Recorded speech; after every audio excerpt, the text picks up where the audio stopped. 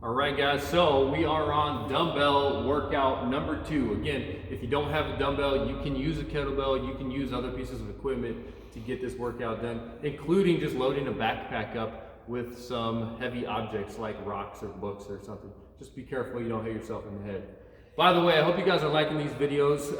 They're super awkward for me to do, so bear with me as I make my way through this week. So today we have a 50-minute clock again because we do have some strength stuff in there. And we, as always, have our warm-up. From 0 to 8, we're going to be doing an 8-minute AMRAP, which means I don't want you to move through it really fast. I just want you to be moving for 8 minutes as you get your joints going through a range of motion and getting some fluid in there so that you feel nice and warm. So movement number 1 is a pass-through. You're going 10 reps.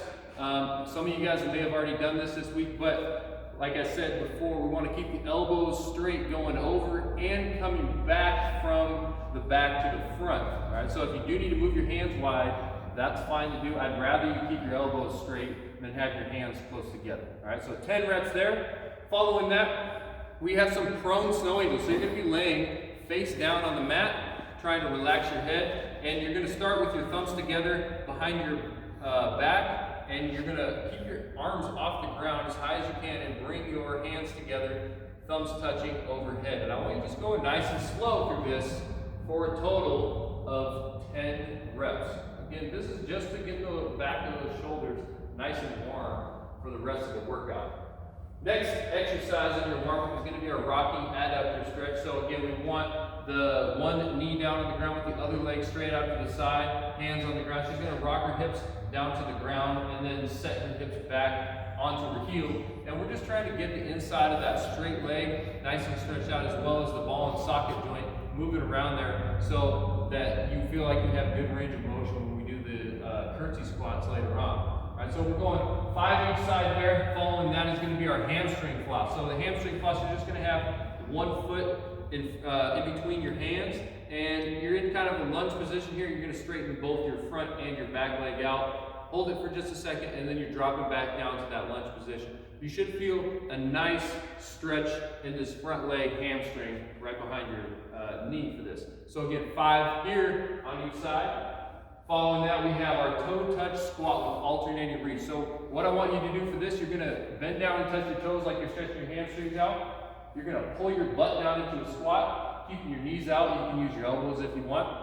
And then you're going to reach one arm up into the air, looking up at that hand, bring it back down. Other arm up into the air, looking up at that hand, bring it back down, and then I want you to stand up out of that squat. So that's 1 rep right there. And again, we're just kind of working the hips, getting those loose, as well as your spine. And that's why we're doing the alternating reach, to get your spine moving a little bit.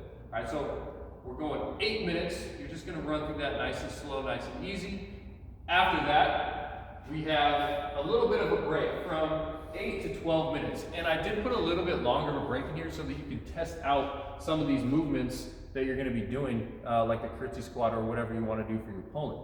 So from 12 to 22, we're going to be doing some strength work. It's a 10-minute EMOM, and you're going to alternate between a pulling exercise on 1 minute and some curtsy squats on the next minute.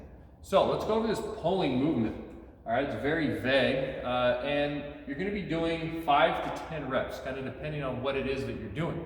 So this might be a good one for you to be outside at a park. If you have a pull-up bar at your house, that's a bonus. If you don't have any of that stuff, then I'll give you some options for other pulling things. But ideally, if you can, I'd like you doing pull-ups. And if you want to, you can rent bands from here to assist you with that. Another thing that's that you can find at a park is often a place to do some kind of ring row type exercise. You just need to be able to grab onto something, lean back, and pull your chest up to whatever your hands are holding on to. If you don't have access to a park or a pull-up bar or anything like that, you should hopefully have a dumbbell or a kettlebell, in which case you could do some kind of dumbbell pulling rows. If you're doing one arm stuff, I want you going 5 to 10 reps per arm on that. So get creative, find something. I want you working your lats and your upper back with whatever pulling exercise that you can find, all right? And then on the opposite minutes, we have the curtsy squat, where you'll be doing 6 on each side. So I'm going to have Diane demonstrate that curtsy squat. And if you want to, you can grab a dumbbell to hold in the goblet position if you'd like. It's not necessary, it's not required. This is tough enough as it is. But you're basically doing a lunge, a reverse lunge, but instead of reaching the leg straight back, you're gonna wrap that leg around behind the other leg. So let's see what that looks like. She's gonna step back, reach that leg outside. So you see her knee is actually hitting outside of her foot. All right, and then from here, she's gonna press off this leg, stand back up. So that's one. She's gonna go the other side now because we're alternating. Knee is reaching outside this foot, and she's gonna stand back up. So we're just getting a little bit different range of motion, different plane of motion. You have a little rotation there. It's gonna work your legs a little bit different than your standard reverse lunge. So I hope you guys have fun with that one. So again, just to review, that's a 10-minute EMOM. You're alternating between the curtsy squats and whatever pulling movement you decide to do. So from the 22-minute mark to the 25-minute mark, you're just gonna rest, kind of prep yourself for our workout. And today's workout is a tough one. It's based loosely off one of the Masters age group qualifiers. And so what we have is a 20-minute long, or a 20-minute capped workout, but it is for time. You're gonna do 100 alternating dumbbell snatches. So I know it's something we do in here a lot, but I do want to go over it. So for the dumbbell snatches, like I said, you have to alternate hands. So she's going to reach down, back staying nice and straight here. I want to really emphasize your back needs to be straight when you're doing especially 100 in a row. All right, so she's going to lift that weight up off the ground, snatch it up over her head, all in one motion, get a good lockout. And then as she brings it back down, she's going to switch hands right in front of her face, tap the weight back down to the ground with the back nice and straight, both heads of the dumbbell touch. She's going to bring it back up. So let's run through a few of those just so you can see what it looks like in normal speed. All right, she's doing a great job here of using her legs and her hips to generate as much power as she can to float that weight up over her head. All right, so next thing you're going to be doing is a 600-meter run. So if you're on a track, that's 1.5 laps. If you're not on a track, then you can probably use your phone or GPS to figure out how far in your neighborhood 600 meters is going to be. But you're going to run that 600 meters, you're going to come back, and you're going to finish this off with 100 burpees. So I'm not going to go over the burpees because I know you guys all know what those are. If you do need to scale those, you can scale to up downs, or you can make any kind of modification that you feel is necessary for yourself. But with this workout, pacing is going to be really important. You're going to need to take breaks, most likely, on the 100 dumbbell snatches and the 100 burpees. But what I want you to do is try not to break that up too much.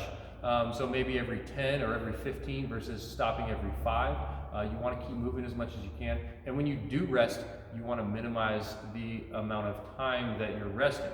You have 20 minutes, and that sounds like a long time, but for a workout with a lot of reps like this, that 20 minutes is going to go fast. So you're going to need to do your best to keep yourself on task and really limit the amount of time that you're resting.